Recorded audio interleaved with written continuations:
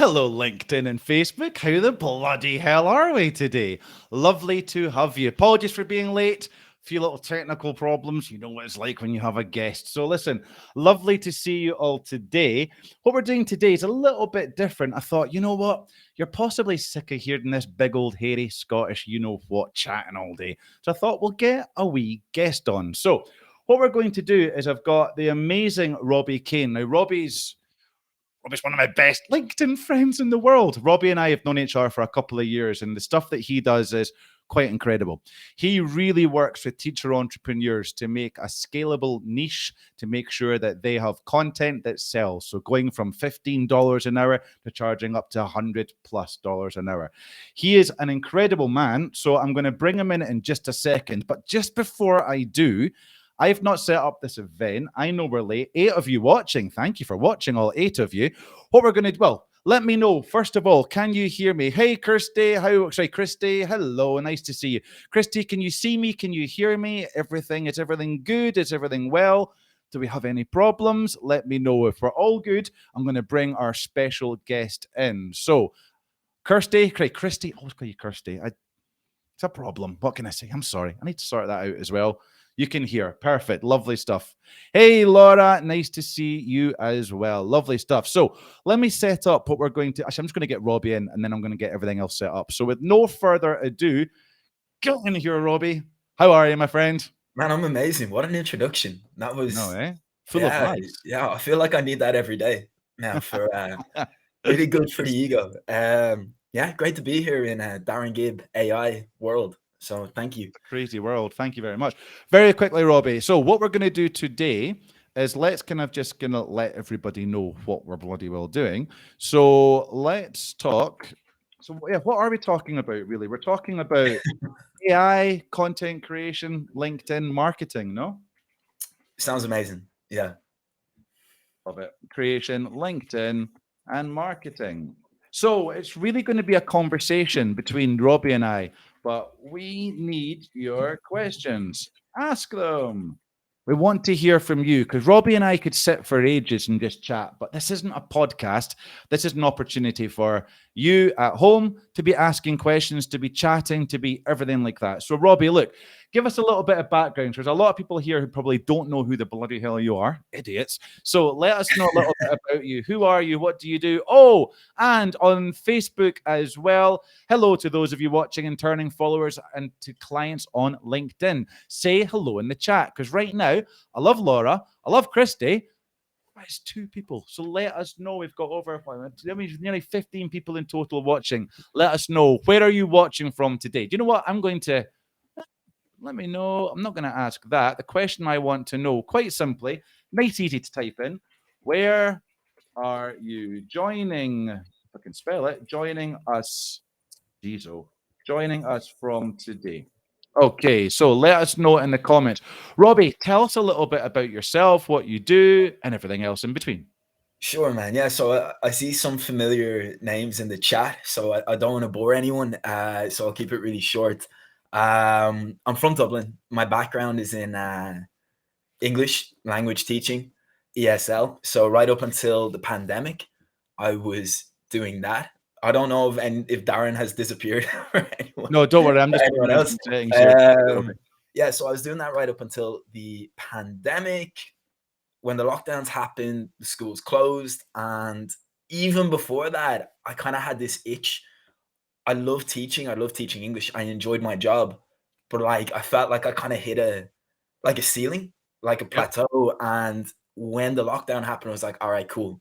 Like, this is actually an opportunity. I'm never going to have this much time again. So spent 6-7 months making a website, trying to do my online business. I actually became a qualified personal trainer around that time too. So that just shows you, I was like, I think I was bored and I wanted something, but I wasn't 100% sure what it was. Anyway, I spent a long time just playing around, trying to work everything out. And then this guy called James, who you know well, sent me a random message on Instagram one day saying that it was possible for English teachers to earn $100 an hour.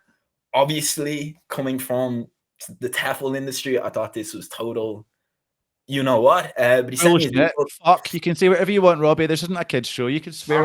Okay, so Drop an F-bomb. DarrenGibb.com, we've got, okay, awesome. Drop an F-bomb, Robbie. I've never heard you drop an F-bomb live before. Drop an F-bomb for us.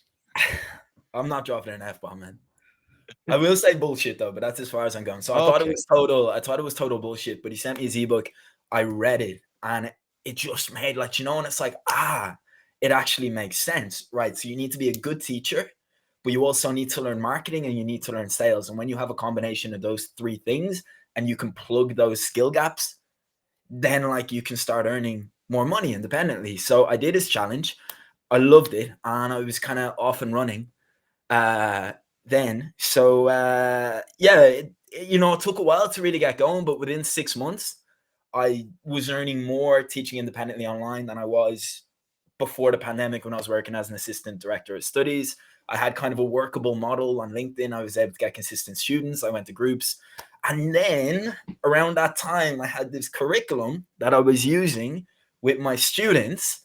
And I thought about James and I thought about the challenge, and his whole model is like, stop teaching classes, start teaching a program. Well, it took me about 6 months to build a workable program. Hang on. Other teachers could benefit from this. So I made a few tweaks. I made it a little bit more general, less niche specific. So really quickly, Robbie, just interrupt there. Sorry. So why did it take you 6 months? What was it? What do you wish you'd done differently? Upon reflecting, you're building out a course, took you 6 months. Upon reflection, what could you have done differently, or what would you do differently next time just from that? What lessons did you learn? Because 6 months is a hell of a long time to build out a course, right? So what happened? Why did that take so long? What would you do differently next time? So there are kind of two things there, right? So before I did the challenge, I had this 7 months. So the lockdowns happened in March, right? I did James's challenge in December. So I had 7 months where I spent time building a website because, if you have a business, you need to build a website. I had no comprehension. That old fallacy that you need nobody a uses system to bring people to the website. So I spent time creating this beautiful website. And like the analogy I use is it's like setting up this 5-star hotel in the middle of a desert with no roads. No one knows it there. There's no way to get there. So I made a ton of mistakes. So like James and the challenge was kind of like, then I had the map. Then I got going, and then it was the program I said, but like you can't build a 10-week program in one day, right? But I had the teaching experience, I had some qualifications in curriculum design and stuff like that. It helped, but it still took a long time, right? Because you make a lesson, you think it's good, and then you do it with a student, and it's like, oh shit, that took longer than I thought, or oh, that activity didn't quite click. So you refine it and you change it next time. And then so I was one step ahead of my students. The program was getting better all the time. And after about 6 months, I knew this was a pain point for teachers. So I had this store on Teachers Pay Teachers where I'd uploaded like lessons. And at that time, distance learning was a big buzzword. So I put all my lessons on PowerPoint, made them suitable for distance learning. I put the curriculum over on TPT and then like started marketing it a little bit on LinkedIn. It got a bit of traction. And then a kind of light bulb went off in my mind that I thought about James and his challenge. So I emailed him one day and I was like, James, I think I have something that might plug a gap in your business, right? One of the core tenets is teach a program, but it's very time consuming and very challenging to build a program. I have a program. Teachers can use it as it is, or they can tweak it to make it suitable for their niche, but like this fills a gap. So we had a Zoom call. It was the first time we'd really chatted since I did the challenge 6-7 months before. I showed him the curriculum. He loved it. And then that was kind of the beginning of our collaboration. And we started collaborating on other things. And then January 2022, we formalized that. So he kind of brought me into the Bowie team as a coach, as a collaborator. And then I decided, all right, I love all this marketing stuff I've been learning, just became fascinated with college. Man, we talk for hours about this stuff. Yeah. And I used to work with teachers before the pandemic. So now I get to work with teachers and I get to kind of teach them these new skills that I learned that actually helps them have an online business. And because I, walked down that same road, it was kind of, for me, it's just like, when you feel in your gut, it's like, this is what I'm meant to be doing. It just, nearly dropped an F-bomb there, but it just clicked. And I was like, all right, I'm doing the right thing. I just felt totally at peace. And then I ran with it. So I've been doing that now for about 14 months. I love it. The teacher entrepreneur community are amazing. It's been so rewarding. And yeah, here we are, man. Brilliant, man. I Brilliant. said I'll keep it short, didn't I, bro? He did. I know. We need to work on that story, on that origin story, mate. Honestly, it's fucking Yeah, longer you're than gonna have to Lord add of the Rings. Your origin story is longer than Lord of the Rings. All three of them put together. So yeah. the extended editions. Oh man, that's can't believe you Now have me listen, on mate. you have me on as a guest, and then man, you. I know you're the only guest I'll absolutely just destroy. I don't know why. I'm a horrible individual. No, listen, Robbie. It's a long journey. This story, right? And everything that you've said there connects to that next stage, and it's amazing. I mean, it's similar to you and I. Our paths are quite similar in a few ways. I mean, as I think everybody knows, I was a high school teacher working in schools. Loved it. Hated the bullshit. Hated the bureaucracy. Hated the internal politics. Hated working for millionaire owners who didn't give a shit about the learning of the kids. They cared about can they go sail their yacht in the Mediterranean this summer? Well, no, sorry. Learners are always focused first. So that was me. Went into ESL, world of ESL. Pandemic hit again. A horrific time for everybody, and I don't wish to underplay it. But my mentality was the same as yours. When Spain got locked down March 12th, couldn't leave the house apart from to go to the pharmacy, to the supermarket, or to the hospital. Yeah, well, what am I going to do here? Yeah. All right, I can sit around in my pants playing Grand Theft Auto for a year if I want. Great. Or FIFA, lovely. But it's not going to actually do anything for me. It was that moment for me that I really, truly understood I'm expendable. Yeah. I'm replaceable. I'm disposable. I'm just a body. Doesn't matter about how good a teacher I might be. Doesn't matter about how good my reviews were. It doesn't matter how much students learned. No. And furthermore from that, I saw teaching academies here in Spain allowing teachers to be a lot less autonomous and create and teach the needs of the learners, and rather essentially just using a scanned fucking textbook to teach them. And that again really bothered me. It's kind of like, why so with somebody with my experience, 10 years of teaching experience, a master's in education, why am I being treated the same as somebody who's got, no disrespect, but done a TEFL for 3 weeks and now a teacher? I felt it was grossly unfair. So it was at that moment I really decided, well, I'm not going to work for bosses anymore. I've always known I don't like authority. I don't tend to work well with it, but I really wanted to be accountable. I wanted to not be able to blame the boss or the culture or the environment or demands or whatever. I really wanted to be my own boss. And if it all goes to shit, it all goes to shit, but it's on me. I have to fix that problem. And that's what I love about solopreneurship. But yeah, that similar kind of changing. And yeah, like yourself, I worked with James, set up an English teaching, just like you did, basically working with people in pharma, teaching them presentation and storytelling skills. But it was that more and more people connecting with me, native English speakers, wanting to know about storytelling and specifically about storytelling on LinkedIn. Yeah. I hadn't even considered it before, but well, we've got to follow the data. If the data's saying that, I remember speaking to James, follow it, go with it. And that's what exactly is what happened and where I am today. But I think what both really solidifies us is, number one, the knowledge that we need to learn skills, whether it be copywriting, sales, whether it be content strategy, understanding an algorithm. All these things are really important in the Solopreneurs toolkit. And I think we've both obviously developed ourselves to a level that, well, we're teaching other people these skills just now, right? So what do you think? You work with teacher entrepreneurs setting up their first business. I typically work with solopreneurs, coaches, teacher entrepreneurs as well. Again, setting up that first business. Now, the one thing that I think they've all got in common is that LinkedIn is one of the easiest and best ways to drive eyes on content for a very low outlay, right? Content creation in itself is so difficult. So from your perspective, working with teacher entrepreneurs, Rob, what do you feel is one of the main problems they have when it comes to creating content, when it comes to setting up on this journey? Okay, man, we could talk about like copywriting and content and like tricks and hacks till the cows come home. But like one of my, you talked about core beliefs in your post yesterday. One of my core beliefs is the most important thing in marketing is to be absolutely head over heels in love with what you're selling, right? Because if you don't nail that down, like all these buzzwords or like clever hooks, it's not really gonna count for anything, and you're gonna feel gross, right? Something's gonna feel off center. right? Like if you know in your heart, like your product's not that good, like the marketing stuff you're not gonna feel comfortable with it. So it all starts there. You got to have a good product, and the only way to have a good product is by understanding who the product is for. So in copywriting, like the most important thing, like 90% of writing, I think, is research, right? You need to know who you're writing to. So when you write your hooks, when you talk about the pain points, you can be really specific.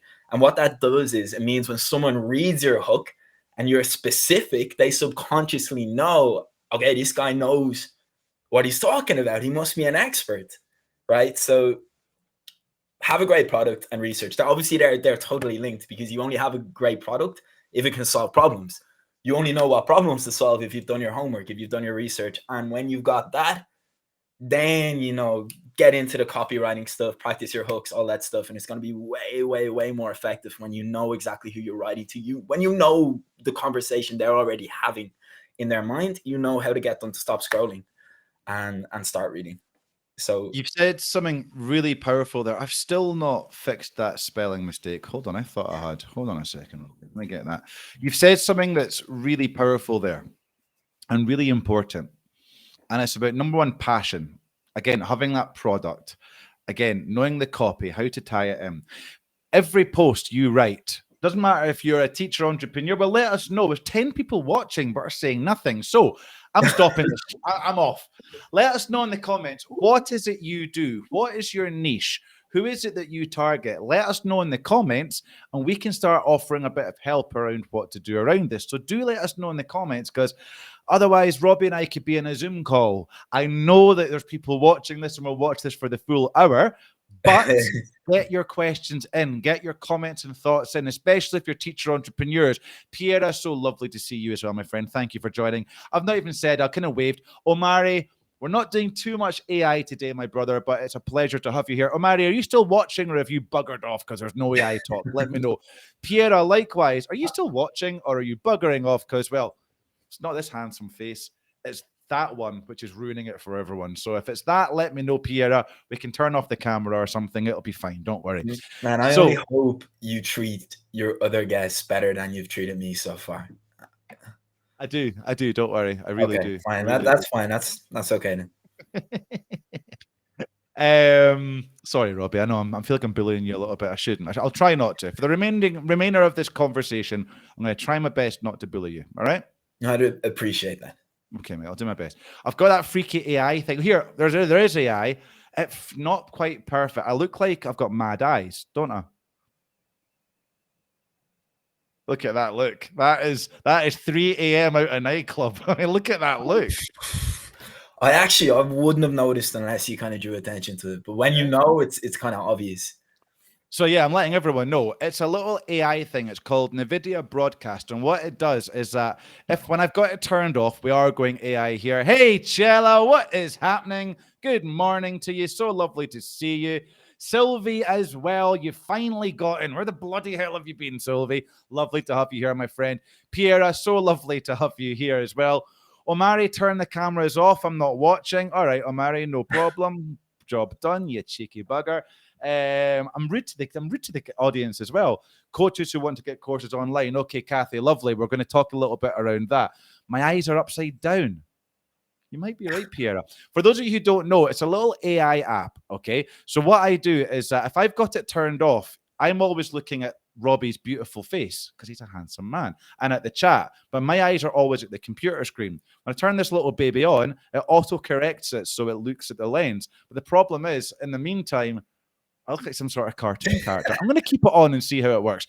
So listen, Robbie, Chella, so lovely to have you. If you're not connected with Chella, I can't quite do it, connect with Chella. If you are a female entrepreneur, for goodness sake, get connected with Chella Diaz. I know her personally. I've had calls with her. This woman is she's fucking excellent. Get connected with Chella. If you are a female who want to raise your rates, talk to Chella. She is different level.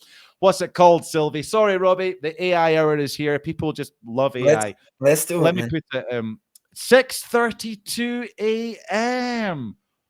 It's like Alan Partridge, isn't it? 6:32 a.m. What are you doing? Chella, so nice to have you here. My goodness, it is early. Sylvie, it is called NVIDIA Broadcast.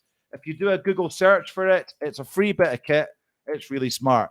It also works on your microphone as well. So that's why the microphone sounds so amazing. It's because of this. It's a good microphone, but this little bit of AI makes it really, really good.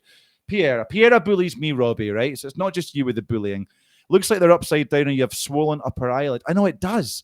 Looks like I've been fighting. It looks like me and Robbie have been in the club till 3 a.m., bottle full of bub and all that sort of thing. And I hate it. I look visit creepy. you, man, this summer. I'm going to be in Portugal, so yeah, you'll be next door. Definitely. I'm off to Portugal in May. We need to talk. I'm going to take that creepy eye thing off because honestly, it just looks awful. It freaks me out. So there we go. Here we go, Laura. Laura, health professionals support DEI. What's that? Love it. Professionals who promote more inclusive hiring policies and accessibility for underrepresented candidates. I love it. What a great niche. So coming back to the question, Robbie, you're probably seeing I go all over the place when I'm live streaming. That's I do good, apologize. Let's talk about this. So listen, guys, get your AI, content creation, LinkedIn, and marketing questions in here. We've got the amazing Chela Diaz. If there's any sort of pricing things in here, if there's any sort of pricing questions, get them here. Pierre's going to help, I'm sure. I do not bully you. I merely tell it like it is. You're Scottish, so you understand. I love Pierre. Pierre is an amazing, amazing individual. Thank you, Pierre. I really do. Oh, for goodness sake. Look, the Robbie Kane fan club is up and strong. Leave Robbie alone. Don't mess with the TEs, Darren. Now, you've got your warning. I've learned that wedding, that warning already. So listen, get the questions in. So listen, Robbie, let's talk content, right?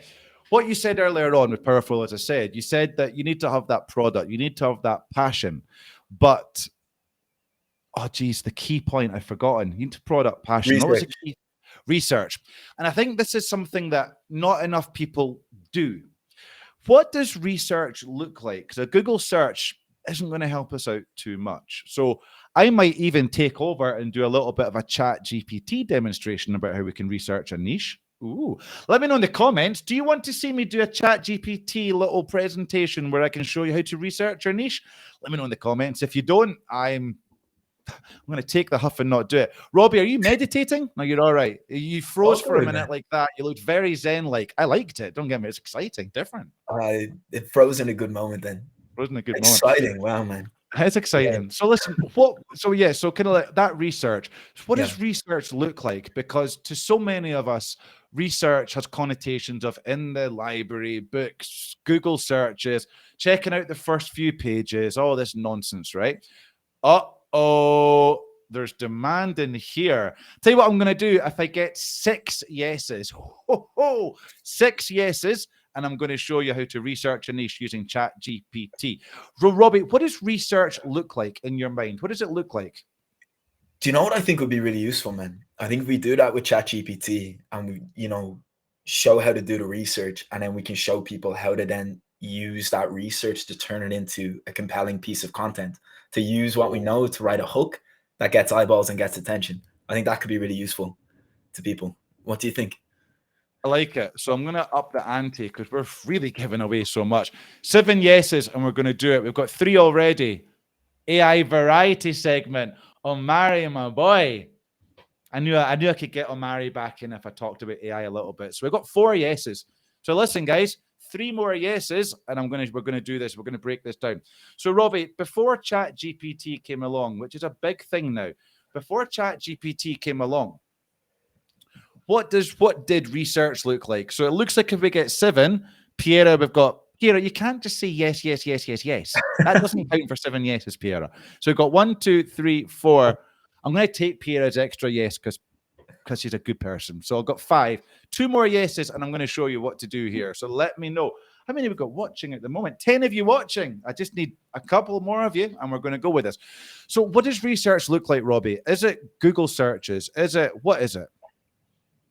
Now it's a lot easier to do it now in 2023 than it was to do it a year or 2 years ago. You can get the stuff you need faster, which is great. But for me, I was fortunate because it came from having experience working with my niche.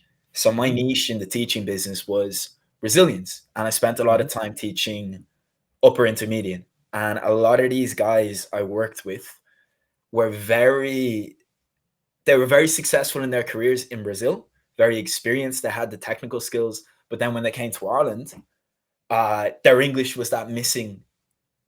Their English was the gap that stopped them from getting a job in their area. Right. So when I knew that and I understood that, it made my marketing very effective, because in my messages then, it was very easy for me to communicate. I understand you. Like, let me know if this makes sense. You have the skills, you have the experience. English is the one thing stopping you from getting a job. And then someone would hear that and they're like, oh, like this guy gets it. Right. And then obviously you need to know what their dream, what their aspiration is. And then you need to get really crystal clear on what the obstacles are. Right. So this is the thing they want. What are the 3 to 4 things that are stopping them from getting there? Now, of course, your program, your solution should be the thing that solves those problems. And then you have a business, and then marketing is just knowing how to communicate. Then that you know what the problems are, and you have this mechanism, this thing, this program, this course, whatever, that can solve them.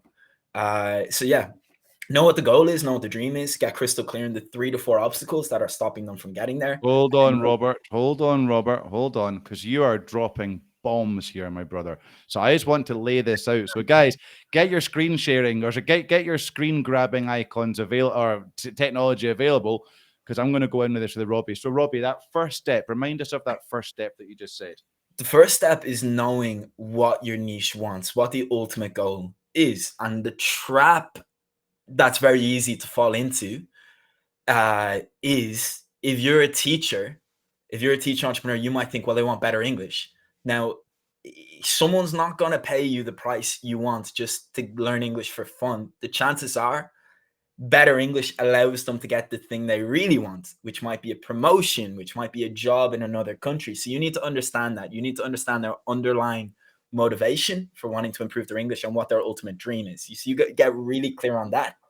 And then you get crystal clear on the 3, 4, 5 main obstacles, main challenges they have that are stopping them from getting there right now. And then when you talk about those things, if you can be specific and you can be concise and mention these things, you can write a really, really effective hook.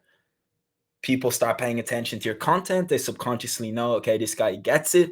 You share some value, you give them a magic bullet, you give them something actionable that gives them a result in advance. They start to trust you, they start to know you, they start to like you. Marketing is all about know, like, and trust. And then when you start, promoting what you do, they're already pretty nurtured. They like you, they know you, they trust you. And, that's how you that's how you generate prospects, inbound leads. Brilliant, Robbie. So number one, knowing what your niche wants, which is so difficult, but we're going to be looking at that in here. Those arrows haven't quite worked. That goes through to what's going to push them towards engaging. When we know what that wants, what kind of things are going to push them towards engaging? How is it going to help? And the way to solidify that, what are the 5 main obstacles they face towards fixing that problem or that want? Robbie, anything to add there?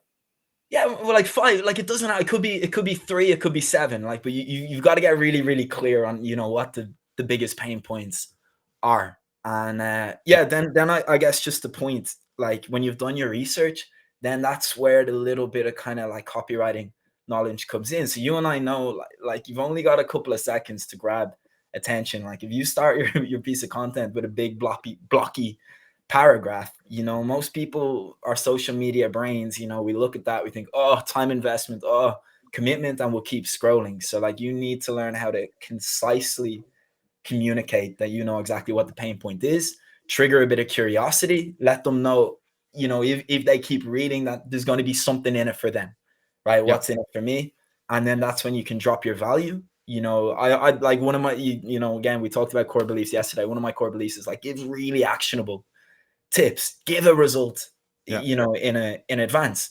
And that's the fastest way you can build some trust. So if someone spends, and you're an expert at this, if someone spends 30 seconds watching your video or reading your post, your aim is that they walk away after that and they're like, oh, wow, like I can actually use this thing in my meeting tomorrow. Or, oh, I didn't actually know I was making that mistake for years. And now I know what it is and I know how to avoid it.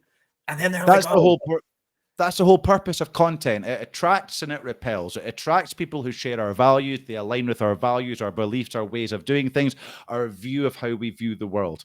It repels people who don't fit into that. The way I look repels people. I've not got a problem with that because it attracts other people as well, right? It's like dating.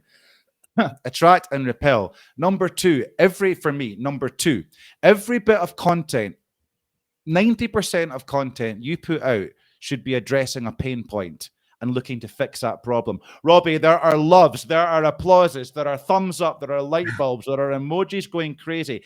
All 14 of you watching, is this resonating? Does this make sense? Your content, number one, your content must speak to a pain point. Number two, your content should show how to address that pain point and fix it. And number three, it should give people a small win.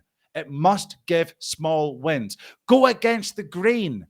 What makes you different? Because listen, my brothers and sisters, I am fucking bored of seeing the same shit on LinkedIn. I'm calling it out right now. It's the same boring stuff. Teacher entrepreneurs, I'm looking at you, my brothers and sisters. Phrasal verbs and idioms, nobody cares about. I'm sorry, they don't. Tell me about what you believe about English. Do you believe grammar is important? Well, shout it from the rooftops. Convince people, get them to buy in to grammar is important. Attract and repel. Those who think, I don't want to learn grammar, I just want conversation classes, leave them to it because they're going to be the $20 an hour teachers, students if you're lucky. Get those who buy into your worldview. What do you believe about your niche, which others don't? Say it loud and say it proud. This is how you attract and repel. Attract and repel. Hit that pain point. Damn, I'm excited. Listen, Robbie, we're going to jump in. I'm going to show you guys how to do some research using ChatGPT. Mary, I love your support, my sister. I can't show emojis on there, but Mary, thank you. I can see them, my sister. I really appreciate it. Robbie. Yes, sir. You've got another bully in the room. You probably guess who it is because she is a bloody bully, but I love her, and she's made a great point to our point earlier. How come Robbie's in an old style video? Sepia almost. Yeah. Robbie earlier on, I had this conversation before I came on. This is a very, very good laptop. I don't know why the camera is so bad, but yeah, I'll need to push the boat out and invest in in some better tech. Point taken. Yeah, you've convinced him. I love you. Hey, who's this?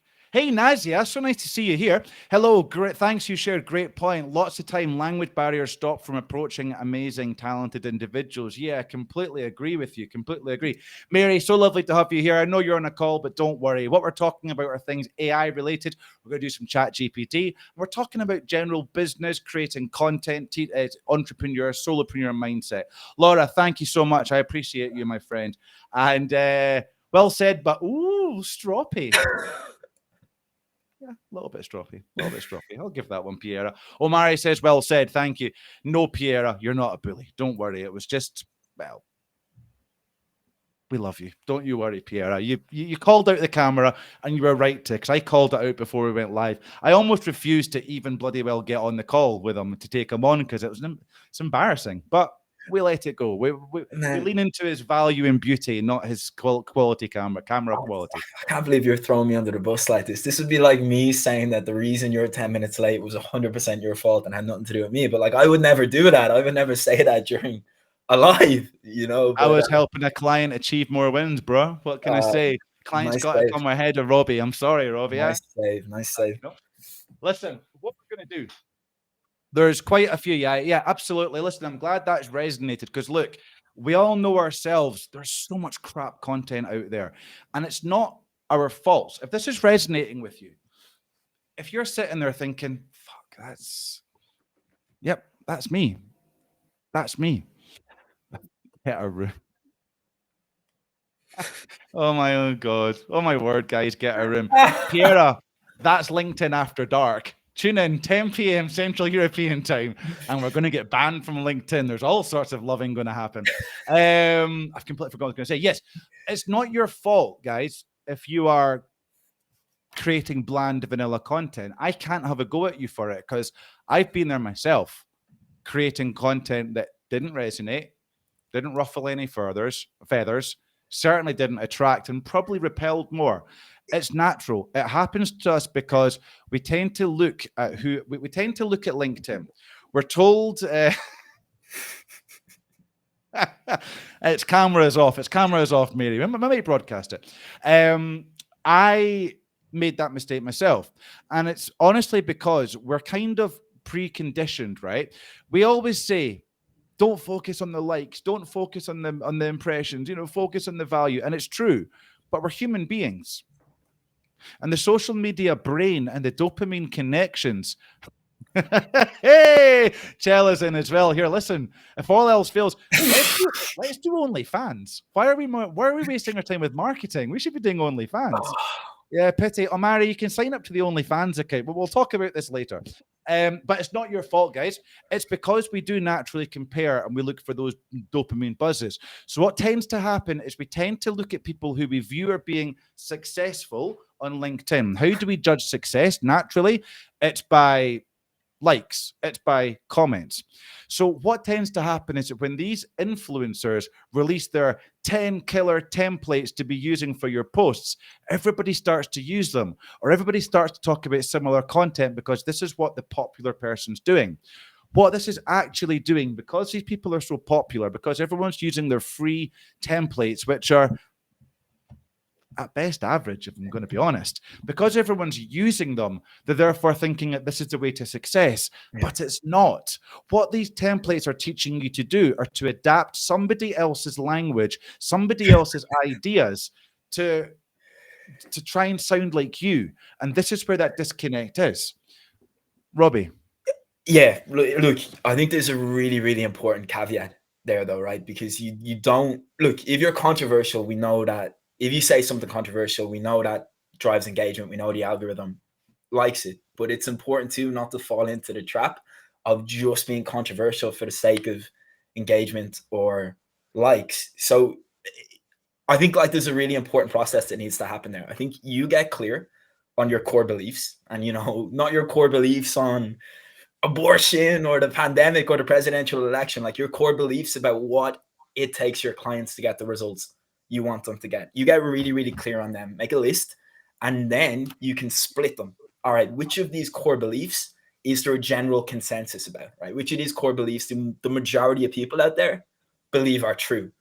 Which of your core beliefs are non-consensus, meaning actually a lot of people are going to disagree with it, but I know in my gut it's true and my clients need to do this. And when you talk about that second category, that's when you start really attracting the right tribe. So and I'm thinking about all like if I take my Teach Entrepreneur thing as an example, when I really started getting engagement and traction, I would talk about things like, here's why you can learn more in 10 weeks than 6 months. And I really juxtaposition myself against the 6-month general English courses and me, which was a 10-week focused program.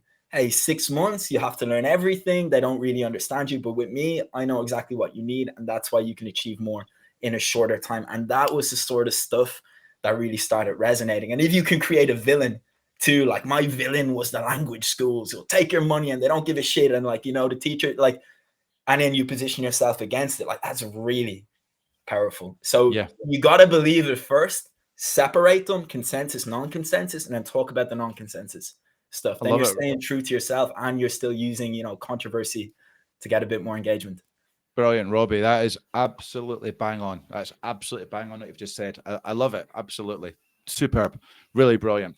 All right, look, so we've kind of talked about, we spoke about earlier on about research. How do we research? How do we know what kind of pain points and things like that? So for me, here's a little kind of, Robbie spoke about his, here's mine. If you're going to research, number one, it's looking at those influencers. Very quickly, actually, Mary's made I'll tell you what, I'm going to go into the comments because listen, if you're watching this, and I know you are, thank you so much. We're up at 17 people watching at the moment. We've got people on Facebook. I really appreciate you tuning in. Thank you so much, my brothers and sisters. It's a pleasure, and it's great to have Robbie here as well. It really is. I'm going to quickly go through, because listen, guys, keep the chat going. Keep chatting to each other. This is what I love about live streams. Piera, Omari, every day, Mary, every day, we've got people chatting in this, and I love it. I love live streaming, and it's because of you guys. So I thank you all. If you've not left a comment, oops, wrong one. Do that again. Hey, if you've not left a comment, what's going on? Leave a comment. Say hi. Okay. So research wise, yeah, following the big influencers. Here's a mistake most people make on LinkedIn, Rob. And it does my box in. All right. If you want to grow your account quickly, it doesn't happen overnight unless you go viral. Okay. The chances of going viral are slim. Okay. So therefore, we need to be strategic. The number one mistake I see people making on LinkedIn is they're only connecting. B-Rock's in the house. How you doing, Brian? Good to see you, brother. Thank you for joining us this afternoon. I appreciate you, my friend. Oh God, B-Rocks. I don't even know if anyone calls him B-Rocks. I just call him B-Rocks. Sorry, bro. I don't even know Brian that well. Like a brother. Yeah, that's These what it comments is. are Every amazing. time I do that, I lose about 10 viewers. It's true. It's a good point. Thanks, Fiera. Bloody high quality camera. Robbie, do you want to? Oh no, you can't. No, shame. You knew, man. You knew I don't have that tech. Yeah, absolutely. Chella's calling party time. Robbie, we need to get a few drinks. It's Friday. This is For, no, amazing. Mary said she's dangerous. fired up now too. Mary's fired up. I love it. I love when people are fired Colette, up. Mary makes Colette a really doesn't know good what point. she's gotten herself into. This is yeah, amazing. That's it. She feels a bit more professional, so you can talk to your authentic self. I think that's a really good point. And Mary also makes a lovely point. Try comedy works. There's a villain. I love this. Listen, this is one thing people make lots of mistakes about storytelling. Lots of mistakes. One common thing they forget is that although every story should have a hero, which is always the audience, by the way, it's never you. If it's you, you're telling the wrong story. It's the audience who's a hero.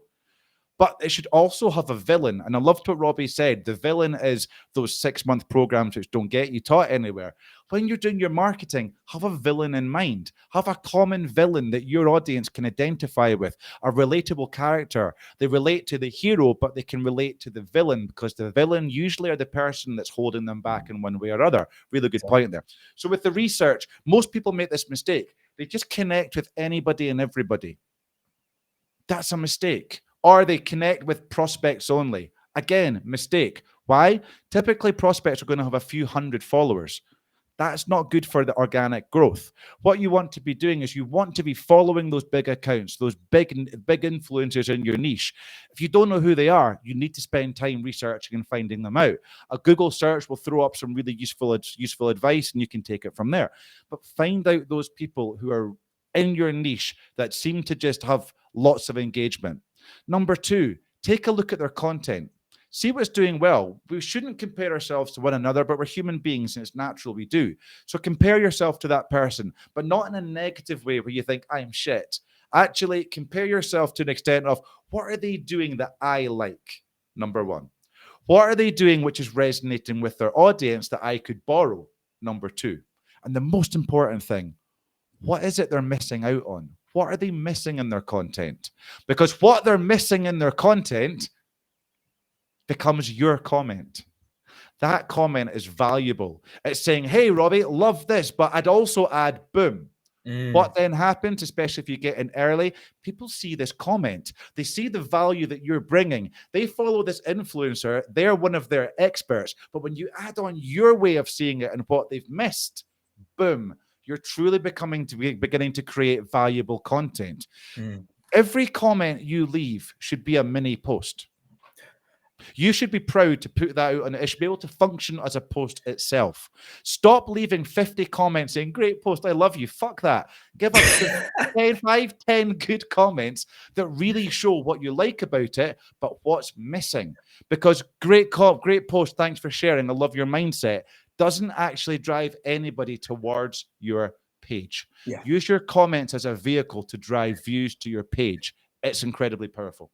I think with commenting, when you do it right, you can tick really 2 important boxes. Number 1, you increase your visibility. And number 2, like you said, when you can add a little, it's a very easy way to demonstrate your expertise. There's a little test, I tell my clients this, like, make sure when you comment, look at your comment and make sure what they see, right? You can see the first part of the headline.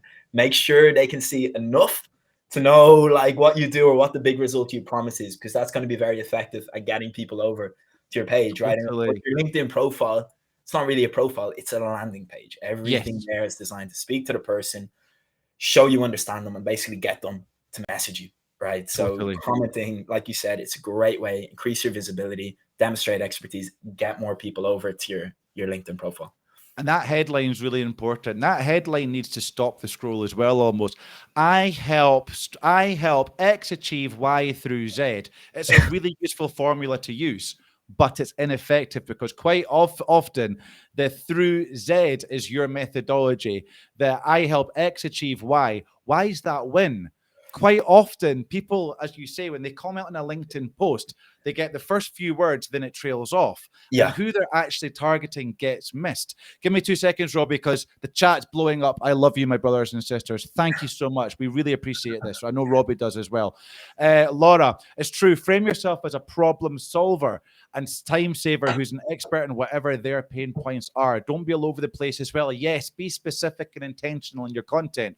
What are the 2 key areas you can help them with and why? Laura, you get this. I love it. Mary saying, I like finding people different because I learn a lot.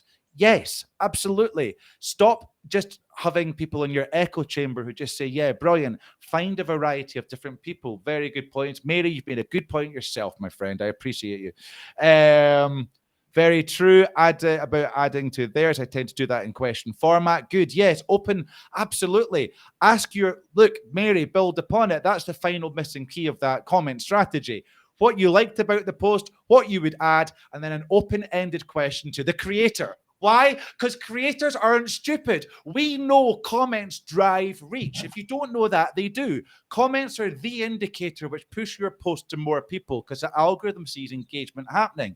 Therefore, allow that to happen. Ask an open-ended question to the creator to get their thoughts on your point and start a conversation. Number 1, that helps the creator get more reach in the post. But even better, it builds a relationship with that creator. You do that for a month, and I promise you the algorithm's already showing them your content in their newsfeed. Because you show up and are always brilliant, why wouldn't they? It's the law of reciprocity. Reciprocity. That's the word. Thank you very much. You're an English teacher, man. Come on. I was. Not anymore, mate. I'm out of that. I can get words wrong all I want. Don't worry about me. But the law of reciprocity. Yes, you said it wrong. I got it right. Reciprocity. Go back to English training school, bruh. Man, we're gonna. Someone check that, please. I want verification. Can you tell us? Somebody check. Is it reciprocity or what did you say? Reciprocity. Reciprocity. Reciprocity. That's a made-up word. I'm sticking with it, man. I'm sticking with it. Just in the chat, there's a point Omari said about the headline. It's really helpful what to put. So a good tip for that is start with the big dream, right? Because if they just see your comment and you touch on their hold on, Robbie, hold on. Colette, absolutely crush it. Remember, you're fucking valuable. Why should they have the opportunity to work with you? Not why should you work with them? Why should they earn that call? I love you. Good luck, Colette. I know you're going to smash it. Let me know how you get on, my friend. I love it. Very quickly, hold on, Robbie. Brian, reciprocity. Oh, jeez. Kathy, reciprocity. Is that an apology? It's not an apology. It's for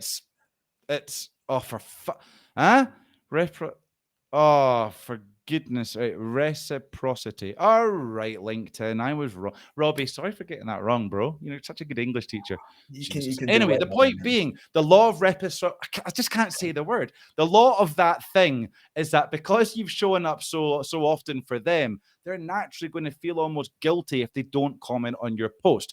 This big influencer starts commenting on your post. We know about 3% of their network are going to see Robbie Kane just commented on Darren Gibb's post. Boom. If they've got 50,000 connections, 3% of that is far greater than 3% of somebody with 300 connections. So that's why you need to build that.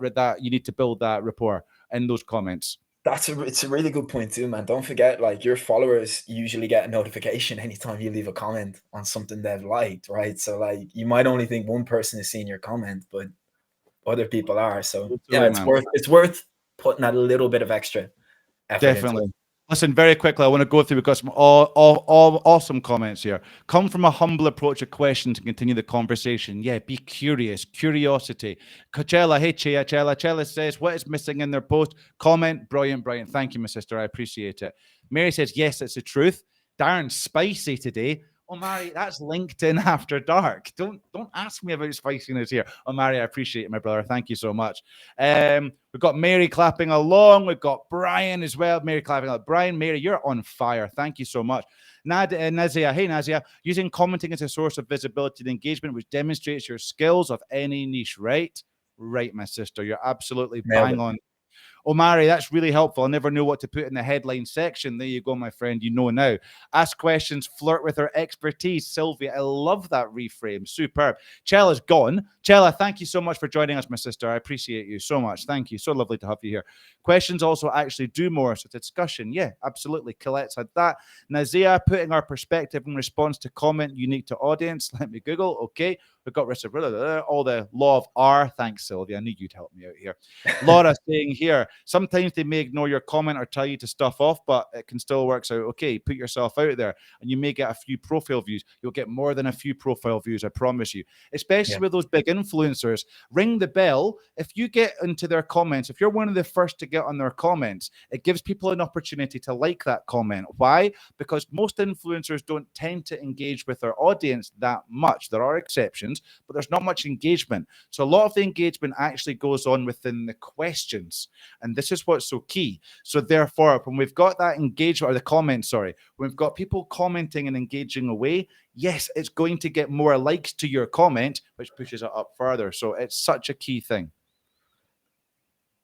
Great point, Laura said. Brian says, yeah, absolutely. A couple of questions here. What do you think about co-hosting on podcasts with other coaches? It seems to have helped me a bit. And Kathy says, Robbie, what would you put in the headline? Okay, so let's go to Laura first. Get the questions in. Sapiosexuality. Like Robbie's camera, Sepia. Man, I love your audience. This is amazing. They're amazing. Yeah. Robbie, they're fucking amazing, honestly, mate. Okay, so look, co-hosting on podcasts with other coaches. Yeah, I think it's absolutely massive. This is why we're seeing, and again, we're seeing it on LinkedIn, so many collaborations, these collaborative carousels. They're bullshit. For me, they're just desperate. They're thirsty. Oh, if I tag these people and say they're brilliant, they'll come and jump on. The problem with a lot of these LinkedIn collaborations is that actually, in my opinion, I think, Robbie, I'd like to hear your thoughts on this one.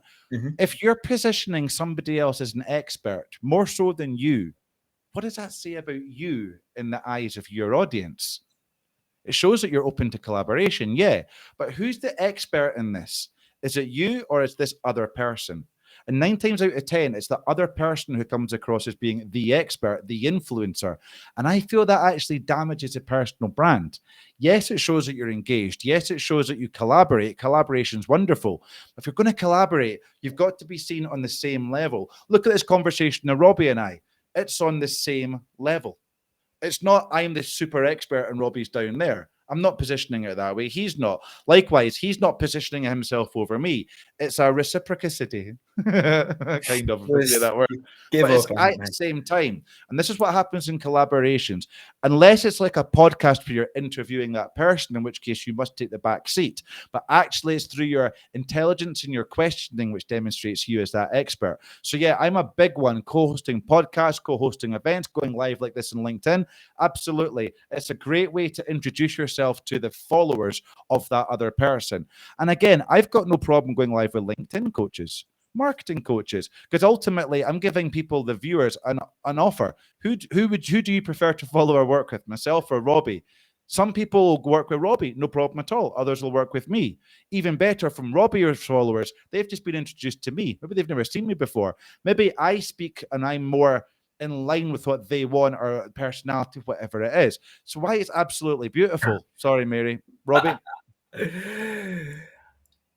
I think you made a good point. This is on the podcast question. Yeah, I think you made a good point. Man, I've not ever hosted a podcast that's just been invited on to talk or be interviewed or whatever. And definitely, like, when you're the guest, usually you're kind of positioned as the expert, right? The other person is just going to be asking questions. I never really thought about the perception of how that comes across to other people too much, but I think you made an interesting point there. On Kathy's question about the headline, there are 2 formulas you can use. So the first one is, I help niche achieve big dream they care about. Now, like, remember the example of English. The big dream isn't better English. The big dream is the thing better English allows them to achieve, because that's going to be way, way more effective in getting their attention, especially if you're commenting and they can only see that first part. So I help niche get big dream, and then you introduce how through a 6-week, one-on-one coaching program, or, to improve their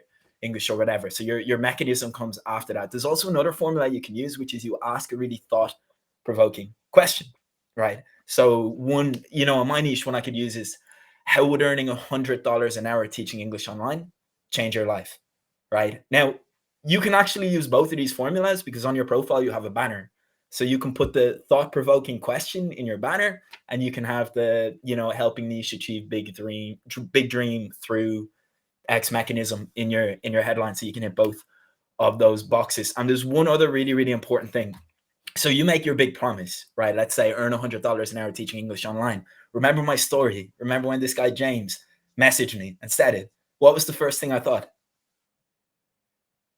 Bullshit, right? I don't believe it. Scam, bullshit, right? So whatever it is, you need to have some proof there too. So you got to credentialize yourself a little bit after the promise, because if that bullshit alarm goes off in someone's head, you need to make sure you can switch it off. So, on my profile, for example, I say, yes, it's possible. Read my testimonials, right? Something like that, just to kind of tick that box, because whatever your promise is, like, it really 2023 on the internet, it means nothing unless you have a sufficient amount of proof to back it up. So you got to tick that proof box. And one thing I'd add in there, if you're promising to 10x results, that is terrible marketing. Nobody believes in 10x's, because it's impossible really to actually guarantee or to prove. 10x is a big red flag for me. 10x XYZ. No, mate, absolutely not. Big red flag. Brilliant, Robbie. Really, really, really, really, really nice, man. Okay. So yeah, flirt with sapiosexuality. I love it. Someone did have to say it. I've let him talk, Mary. I'm bored of listening. I'm not really. Brilliant. Okay. Mary likes us both, which is always a nice thing. I like that as well. I love you. I love it. You're excited today. It's good energy. Thank you very much. I think it's me she's been in there. Yeah, Nazi, I'm going to come to you in a second. Prompt to dig in your niche's pain point, looking for the juicy worms. Yep, absolutely. And what's the BS switch off? Probably. What do you think here, Robbie? I'm not sure I fully understand the question, but like, typically when someone promises big results, most people are skeptical for good reason, right? Because look, there are bad coaches, there are scammers, like, they exist. We all know they exist, right? Look at like the Bitcoin guys. So you need to know that the first time you encounter a niche member, a prospect, they don't know you. There probably is going to be a bullshit alarm that goes off when they read your promise. So I use the jury question, right? This is something a coach told me, and he said, whatever your claim is, whatever your promise is, whatever results you say you can deliver for your clients, you need to support that promise with a sufficient amount of evidence that would convince a fair-minded jury that what you're claiming is true, right? And like, the two most effective ways to do that are through results you've delivered for your clients, right? And I'm not talking about these fancy website polished reviews or these Canva mock-ups. I just take a raw, ugly, unedited screenshot of a WhatsApp message, or, whatever. LinkedIn testimonials are great. Just take a screenshot of one. Don't doll it up or anything. Like, raw, unedited, ugly, way more believable. Or if you've gone through the same journey as your niche, use your own story, right? Talk about how you went through and you overcame the pain points, and provide proof of that. So they're like the two most. There are other ways too, but they're the two most effective ways I think you can switch off the bullshit alarm. Yep, I love it. Perfect. I'm going to come to Nazia, because she's been waiting. Very quickly. I'm going to finish off what you just said there. So yeah, samples make me understand. I like them. Look, case studies are absolutely vital. Any sort of offer creation, there must be case studies. There must be testimonials. One thing I don't do enough of, and I know I don't, I've got millions of testimonials. I never scream about them. I would also say, Robbie, you're absolutely bang on. If you're taking what somebody said and tarting it up in a Canva post, it's a false. Nobody believes it. What they want are that WhatsApp message, because it feels real. Yes, they can be faked, but we tend to believe these and hold more authenticity for these than a dolled up kind of like copied and pasted words. Get those testimonials. Take it a step further, though, because testimonials are fucking boring, and testimonials never actually address any pain points. So, number one, When you're getting a testimonial, you must give your client a structure to work with. And that structure should be based around the storytelling structure to get them. It helps them to write it, helps it to get easier. You get lovely stuff. What you then do, take that testimonial, publish that, as Robbie said, the screenshot, but don't leave it there. This is where most people mess up. They leave it there. No, that should be turned into a client success story. Why? Because testimonials usually have hyperbole to an extent, amazing, excellent, all this sort of thing, and it lacks emotions. So what to do? Turn that testimonial into a client success story. The testimonial is the evidence. It's the proof in a text plus image post, but the text is you writing the client success story from the perspective of coach. You're never the hero. It's the client who's the hero, who's been able to overcome this problem by working with you. It's implicit that, of course, if they'd never worked with you, they wouldn't have solved this problem and you wouldn't have this testimonial. But it must be done free of ego. And that's where I see people making a mistake. Either, as you say, testimonial, leaving it out there hanging, or it becomes like this, I'm amazing story, this is what I've done, rather than the focus being on the client. It's always got to be on the client. Yeah, I think like a really, really important point there is like, it tells a story, but you want to make sure that story has the transformation, the before, the after, right? So like your hook could be like how X client got Y result, right? Whatever, like, and obviously it's a result, your niche care about, and that's going to get their attention because they don't want that result too. But then you want to go from the before, right? So client X reached out to me because she was experiencing Y pain point. And of course, Y pain point is something a lot of your niche are also experiencing, right? So now they're in for the ride, they're in for the story.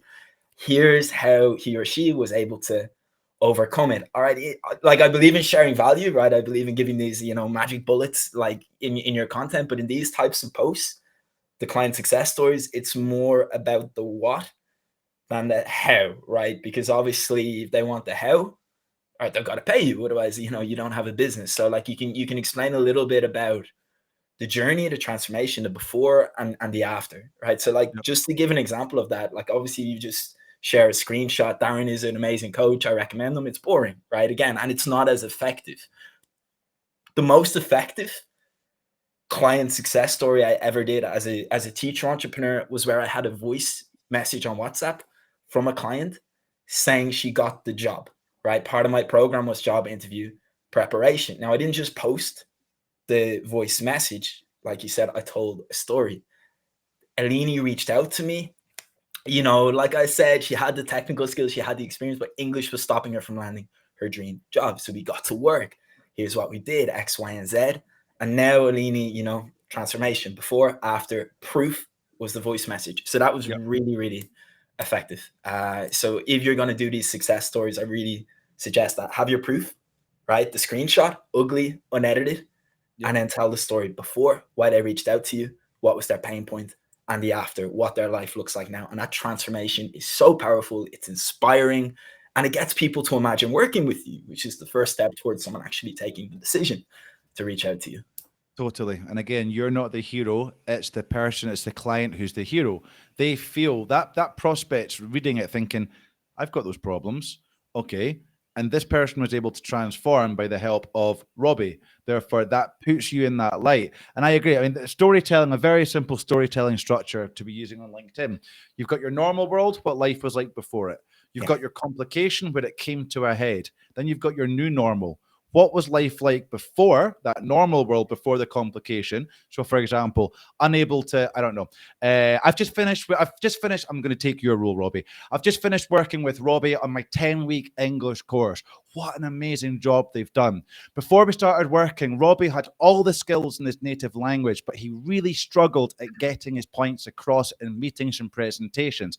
This was holding him back because Robbie was unable to truly demonstrate with international partners his knowledge and ability, and he kept on missing out on promotions. What we did is we worked on his meeting and on his presentation skills. Instead of teaching him the full English language, we worked on those skills that he really needed to excel. Those skills were knowing how to structure a presentation, knowing how to use storytelling within it, and knowing how to direct questions within his meeting. Within 4 weeks of finishing working together, Robbie was able to get a dream job he'd been looking for. Robbie, I'm so proud of you, and it's been an absolute honor having the opportunity to work with you, my brother. I can't wait to see what life looks like in 6 months. That's a client success story laced with emotion, talking about the frustration, the normal world, the complication, Robbie can't get the job, and the new world where he's got the job. That's a client success story. And that's so much more powerful than Robbie. I worked with Robbie in his 12-week program. We worked on meetings and presentations, and he's a great coach. I got a new job. Even that, I got a new job, isn't enough, right?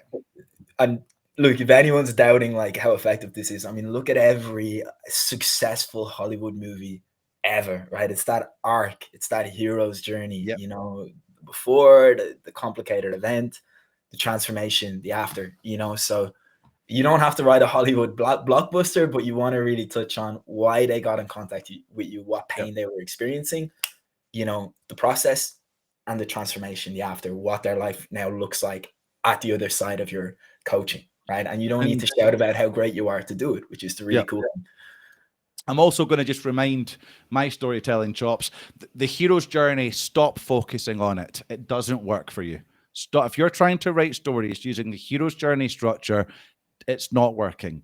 Unless you're creating an origin story where it's a 90-second spoken language, or it's an extended bit of long form copy, the hero's journey is far too complicated to actually, for most people, to be able to use. George Lucas used it in Star Wars. There's loads of Hollywood movies use this arc, but it's a 2-hour movie. People aren't going to give you 2 hours on LinkedIn. So it's about breaking down that hero's journey. And as I see it, Robbie, the hero's journey is that transformative aspect, but it is that normal world, complication, new world. Listen, there's a lot of comments in here. Very quickly, Nazia, you've been waiting. I'm so sorry, my sister. I want to come to this one. So what do you suggest for a person only interested to produce written content for not opt other options, podcast, others on LinkedIn, interested in writing? What's my suggestion here? My suggestion, Nazia, is write.